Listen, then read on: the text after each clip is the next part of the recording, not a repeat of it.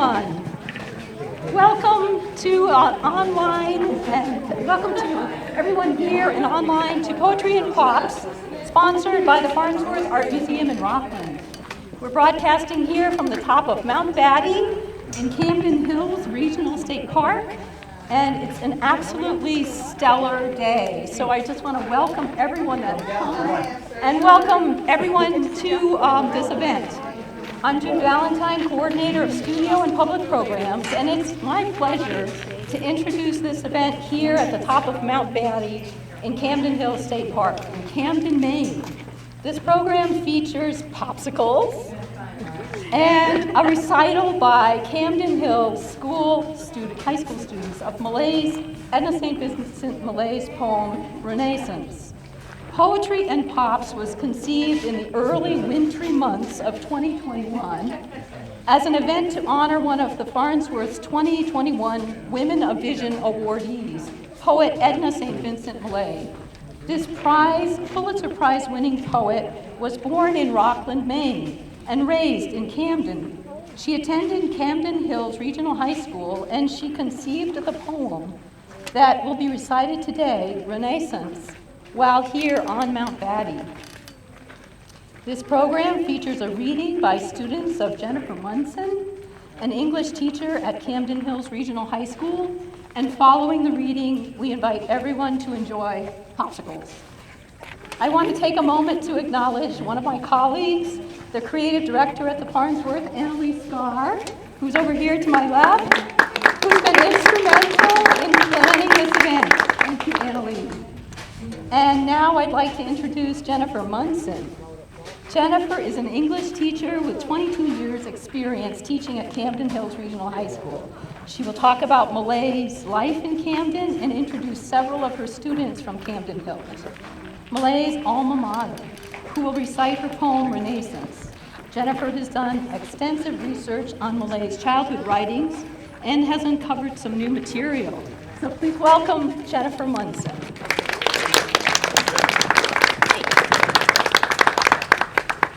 Hi, good afternoon. It's such a gorgeous day. I'm so glad it's not raining like it was the other day. So I'm Jennifer Munson, as she said, and I've been teaching at Camden Hills. This will be my 22nd year. Thank you. And a couple of years ago, actually the year that COVID hit, I made this fantastic discovery in the back room of our school library, and our two school librarians are here right now, Ms. Ike and Mom. I happened upon a bunch of old yearbooks. And I was a yearbook advisor, and I was looking through them, looking for some information. And I found some unpublished poetry by Millay that had only been published in the school yearbook. And these two will tell you, when I went into the faculty meeting an hour later, I was giddy, like Indiana Jones had just discovered the Temple of Doom or something. I was so excited. And it started me on an adventure to learn more about Millay's childhood and her juvenile writing. She was a prolific writer. She started writing at age 3 and wrote all through childhood, getting published in literary magazines. But we don't really have any of that anymore in publication anywhere. There's also a bunch of stuff she wrote that never got published that in my research at Camden Library and the Library of Congress, I've discovered and I'm working to put together into a book of her juvenilia. There's all kinds of stuff. She even wrote music. There's lots of stuff. But I wanted to talk to you a little bit today about Millay's childhood here and what this place meant to her and how it impacted her and helped her create Renascence. I don't know how much you know about Millay, but Millay went by the name Vincent. She did not want to be called Edna. She was working with gender fluidity before we even knew what gender fluidity was. That wasn't a thing in 1909. She even got in trouble in school because one of her teachers refused to call her Vincent, but would instead call her girls' names that started with V, just to antagonize her. She grew up incredibly poor. Her father left them when she was about 8 years old. He was a drunk and he was abusive, and he left. and never contributed again. And her mother was a traveling nurse, which what that meant in that day was she'd go to Hope or Camden or Lincolnville, and she would go stay with the sick person for days or weeks, leaving her 3 girls home alone. Vincent was the eldest of the 3. And so they had no supervision. They were pretty wild. People in town thought they were pretty wild. And her mother worked incredibly hard to keep a roof over their heads, but they lived in the worst house in the worst part of town. Their house was right by what we call the tannery site now. And in her day, it was a woolen mill, but it was full of pollution and noise and terrible smells. And in the wintertime, the river would overflow and their ground floor would turn into ice. And literally, they would ice skate in their living room for fun. Which sounds kind of fun, but really problematic. So she was really poor. But her mother believed in education. She believed in the arts. And so even when she didn't have money for housing, she would pay for Vincent's piano lessons. And in 1909, it was superfluous for a girl to get a high school diploma. That was a leisure activity for the wealthier families in town. By all rights, Vincent should have been working in the woolen mill to help provide for her family. But her mother insisted that they go to school. So she had a hard time in school. She was the poorest kid at school. Her parents were divorced, which was a terrible stigma in the day. She was different from everybody else. And where she found solace, really, was in nature. In this place. When I look at her early readings, and you'll see it in Renascence, the poem she's famous for that she wrote here, nature was her everything. In the morning, before her sisters would get up, she would climb all the way from the tannery site, for those of you who know where that is. She would climb to this place to watch the sunrise and to commune with nature. And this deep abiding love of nature you see throughout her lifetime. It is a theme that carries her throughout her life. Her love of nature and the idea that nature and place can be transcendent. And you can find spiritual awareness in the beauty of a place. And so how she came to write this poem. She graduated in 1909. She had no prospects. Going to college wasn't a thing a girl did in 1909, especially not a poor girl from Camden. So she was taking care of her family and she was putting in poems for the future. She was she was putting in poems, submitting them for publication to try to win awards.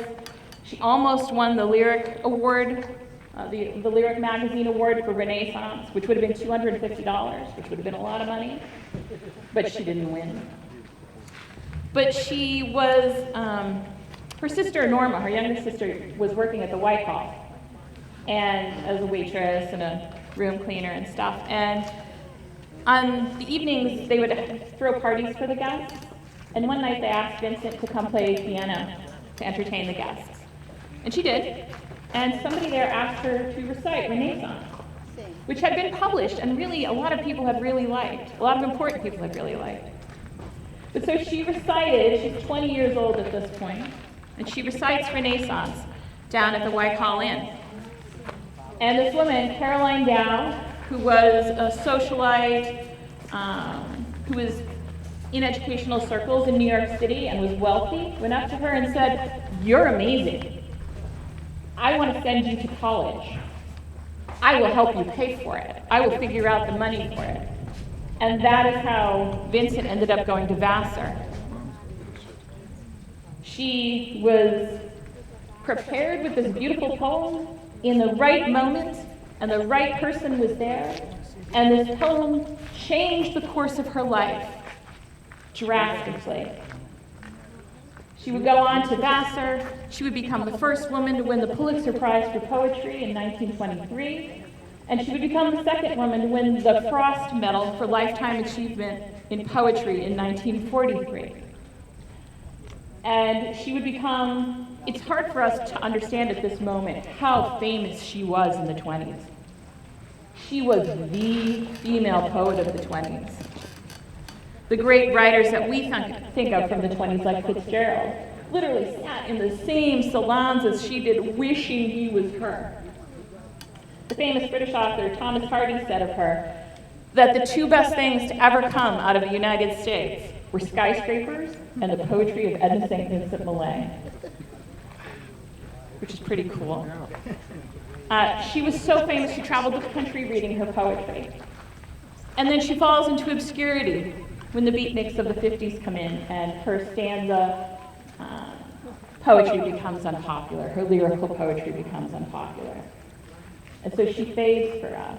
But when we go back to look at her now, we see in her all kinds of things. We see her sexuality, which in the 20s was a crazy thing, that a woman would at all talk about her sexuality in her poetry. We see her connection to place. And I think she serves as a nice bridge between then and now. When we look at Millay in 1909, and when I look at my students who are about to read the poem for you, I feel like she's a bridge for them. In that in 1909, she had no possibility for college, for a future outside the small life of Camden that she was pretty much doomed to have, except for that moment in the Whitehall that changed everything. But my students, the whole world is open to them. College is probably more like an assumption that they're going to go to college. In 1909, well, in 1923, when she wins the Pulitzer, women had only had the vote for 3 years. My students have had, what, 3 or 4 generations of women in their family voting with the right to vote. But yet a lot of her issues as a human still really apply today. Her struggles with her identity, her struggles with growing up, her struggles with being from a small town, and her hopes and dreams for the future are all something that my students can relate to today. And so with that being said, I'd like to introduce my students to you.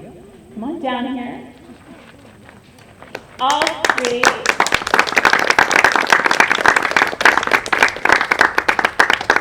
three of these young ladies are going to be seniors this year at the high school. Leanna Cotton, Gail Curtis, and Izzy Kinney. They all come out of my AP Lang class. And when I was asked to find students that would read this, I thought of these folks immediately because they're amazing.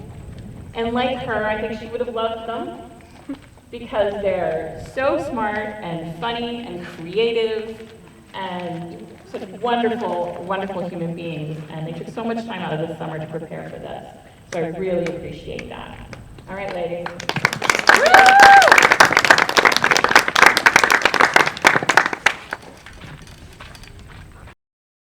All I could see from where I stood was 3 long mountains and a wood. I turned and looked another way and saw 3 islands in a bay. So with my eyes I traced the line of the horizon, thin and fine, straight around till I was come back to where I'd started from. And all I saw from where I stood was 3 long mountains and a wood. Over these things I could not see, these were the things that bounded me, and I could touch them with my hand, almost I thought, from where I stand. And all at once things seemed so small, my breath came short and scarce at all. But sure, the sky is big, I said, miles and miles above my head. So here upon my back I'll lie, and look my fill into the sky. And so I looked, and after all, the sky was not so very tall. The sky, I said, must somewhere stop, and sure enough, I see the top. The sky, I thought, is not so grand. I most could touch it with my hand. And reaching up my hand to try, I screamed to feel it touch the sky. I screamed, and lo, infinity came down and settled over me, forced back my scream into my chest, bent back my arm upon my breast, and, pressing of the undefined, the definition on my mind, held up before my eyes a glass through which my shrinking sight did pass, until it seemed I must behold immensity made manifold. Whispered to me a word whose sound deafened the air for worlds around, and brought unmuffled to my ears the gossip of friendly spheres, the creaking of the tended sky, the ticking of eternity. I saw and heard and knew at last the how and why of all things, past and present and forevermore. The universe, cleft to the core, lay open to my probing sense, that sickening I would fain pluck thence, but could not, nay, but needs must suck at the great wound, and could not pluck my lips away till I had drawn all venom out. Ah, fearful pond, for my omniscience paid I toll in infinite remorse of soul. All sin was of my sinning, all atoning mine, and mine the gall of all regret. Mine was the weight of every rooted wrong, the hate that stood behind each envious thrust, mine every greed, mine every lust. And all the while, for every grief, each suffering I craved relief with individual desire, craved all in vain, and felt fierce fire about 1,000 people crawl, perished with each, then mourned for all. A man was starving in Capri. He moved his eyes and looked at me. I felt his gaze, I heard his moan, and knew his hunger as my own. I saw at sea a great fog bank between two ships that struck and sank. 1,000 screams the heavens smote, and every scream tore through my throat. No hurt I did not feel, no death that was not mine, mine each last breath, that crying met an answering cry from the compassion that was I. All suffering mine, and mine its rod, mine pity like the pity of God. Ah, awful weight, infinity pressed down upon the finite me, my anguished spirit like a bird, beating against my lips I heard, yet lay the weight so close about, there was no room for it without. And so beneath the weight lay I, and suffered death, but could not die. Long had I lain thus, craving death, when quietly the earth beneath gave way, and inch by inch so great, at last had grown the crushing weight. Into the earth I sank till I, full 6 feet underground did lie, and sank no more. There is no weight can follow here, however great. From off my breast I felt it roll, and as it went my tortured soul burst forth and fled in such a gust that all about me swirled the dust. Deep in the earth I rested now, cool is its hand upon the brow, and soft its breast beneath the head of one who is so gladly dead. And all at once and over all the pitying rain began to fall. I lay and heard each pattering hoof upon my lowly thatched roof, and seemed to love the sound far more than ever I had done before. For rain it hath a friendly sound to one who's 6 feet underground, and scarce the friendly voice or face, a grave is such a quiet place. The rain, I said, is kind to come and speak to me in my new home. I would I were alive again, to kiss the fingers of the rain, to drink it into my eyes the shine of every slanting silver line, to catch the freshened, fragrant breeze from drenched and dripping apple trees. For soon the shower will be done, and then the broad face of the sun will laugh above the rain-soaked earth until the world with answering mirth shakes joyously, and each round drop rolls twinkling from its grass-blade top. How can I bear it, buried here, while overhead the sky grows clear and blue again after the storm? Oh, multicolored, multiform, beloved beauty over me, that I shall never, never see again. Spring silver, autumn gold, that I shall never more behold. Sleeping your myriad magics through, close sepulchred away from you. Oh God, I cried, give me new birth, and put me back upon the earth. Upset each cloud's gigantic gourd, and let the heavy rain downpoured in one big torrent set me free, washing my grave away from me.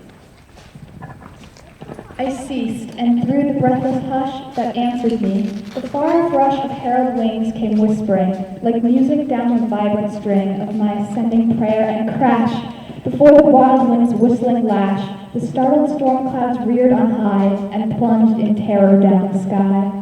And the big rain in one black wave fell from the sky and struck my grave. I know not how such things can be, I only know there came to me a fragrance such as never clings to aught save happy living things, a sound as of some joyous elf singing sweet songs to please himself, and through and over everything a sense of glad awakening. The grass, a tiptoe at my ear, whispered to me I could hear. I felt the rain's cool fingertips brush tenderly across my lips, lay gently on my sealed sight, and all at once the heavy night fell from my eyes, and I could see a drenched and dripping apple tree, a lost long line of silver rain, a sky grown clear and blue again. And as I looked, a quickening gust of wind blew up to me and thrust into my face a miracle of orchard breath, and with the smell, I know not how such things can be, I breathed my soul back into me. Ah, up then from the ground sprang I, and hailed the earth with such a cry as is not heard save from a man who has been dead and lives again. About the trees my arms I wound, like one gone mad I hugged the ground. I raised my quivering arms on high, I laughed and laughed into the sky, till at my throat a strangling sob caught fiercely, and a great heart throb sent instant tears into my eyes. Oh God, I cried, no dark disguise can hereafter hide from me thy radiant identity. Thou canst not move across the grass, but my quick eyes will see thee pass, nor speak, however silently, but my hushed voice will answer thee. I know the path that tells thy way through the cool eve of every day. God, I can push the grass apart and lay my finger on thy heart. The world stands out on either side, no wider than the heart is wide. Above the world is stretched the sky, no higher than the soul is high. The heart can push the sea and land farther away on either hand. The soul can split the sky in two and let the face of God shine through. But east and west will pinch the heart that cannot keep them pushed apart. And he whose soul is flat, the sky will cave in on him by and by.